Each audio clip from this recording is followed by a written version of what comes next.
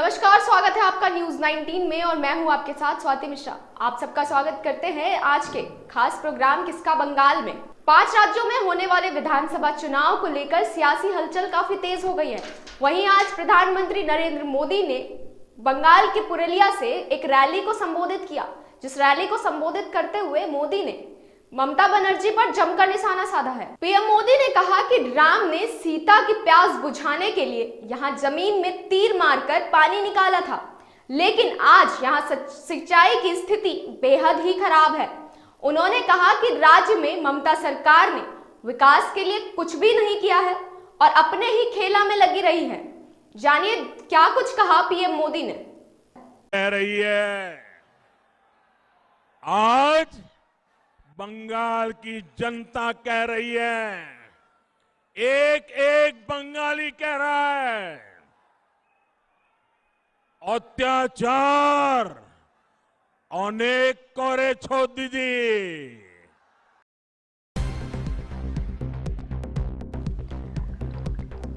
PM Modi ने पुरुलिया में चल रहे रैली से संबोधित करते हुए कहा कि यह धरती भगवान श्री राम और मां सीता के वनवास की साक्षी है। यहाँ अयोध्या पर्वत है, सीता कुंड है और अयोध्या नाम से ग्राम पंचायत भी है। कहते हैं कि जब मां सीता को प्यास लगी थी तो राम जी ने जमीन पर बाण मारकर पानी की धार निकाल दी थी। आज पुरुलिया में पानी की संकट बहुत बड़ी समस्या है। यहाँ के किसानों, आदिवासी, वनवासी भाई बहनों को इतना पानी भी नहीं मिलता कि वो सही से खेती कर सके। कहते हैं कि वनवास के दौरान जब मां सीता को प्यास लगी थी तो राम जी ने जमीन पर बाण मारकर पानी की धारा निकाल दी थी। सोचिए तब पुरुलिया में भूजल की क्या स्थिति रही होगी। और ये विडंबना है कि आज पुरुलिया में पानी का संकट ये बहुत बड़ी समस्या है। यहां के किसानों को, मेरे आदिवासी वनवासी भाई बहनों को इतना पानी भी नहीं मिलता कि वो सही से खेती कर सकें। वहीं पीएम मोदी ने टीएमसी पर निशाना साधते हुए कहा कि टीएमसी सरकार सिर्फ अपने खेला में लगी है। इन लोगों ने पुरुलिया को जल संकट, पलायन और भेदभाव भरा शासन दिया है। इन लोगों ने पुरुलिया की पहचान देश के सबसे पिछड़े क्षेत्र के रूप में बनाई है। लेकिन बंगाल में बीजेपी सरकार आने के बाद आपकी दिक्कतों को प्राथमिकता के आधार पर दूर किया जाएगा। आज मैं पुरुलिया के लोगों को, पूरे जगल महल क्षेत्र के लोगों को विश्वास दिलाने के लिए आया हूं। बंगाल में भाजपा सरकार बनने के बाद आपकी इन दिक्कतों को प्राथमिकता के आधार पर दूर किया जाएगा।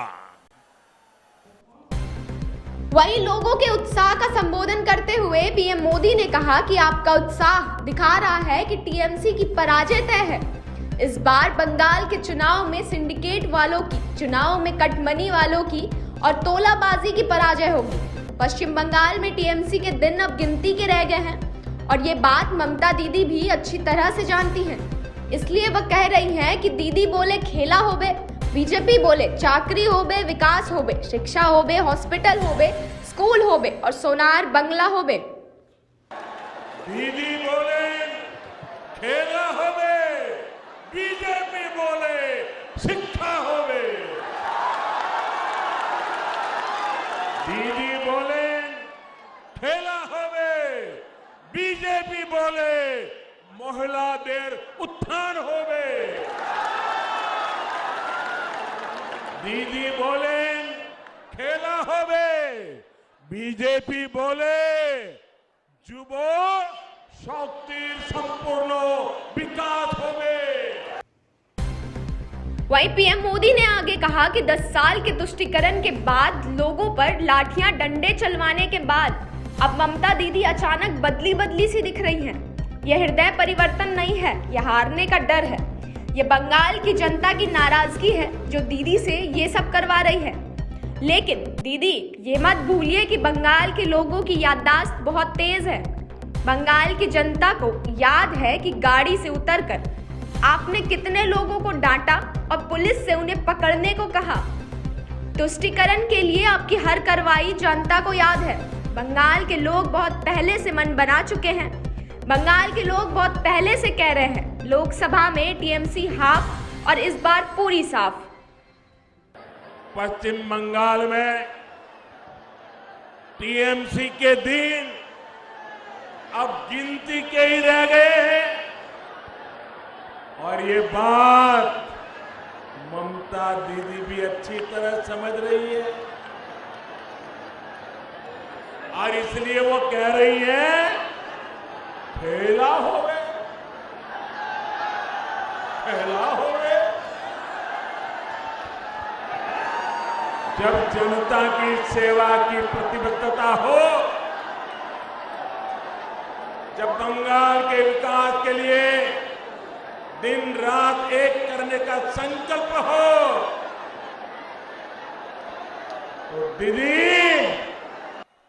खेला नहीं खेला जाता दीदी, खेला नहीं खेला जाता। वहीं आपको बता दें कि पश्चिम बंगाल में 8 चरणों में चुनाव होने वाले हैं और अब कुछ ही दिन शेष रह गए हैं पहले चरण के चुनाव होने में, जिसको लेकर के सियासी गर्माहट काफी तेज होती दिखाई दे रही है।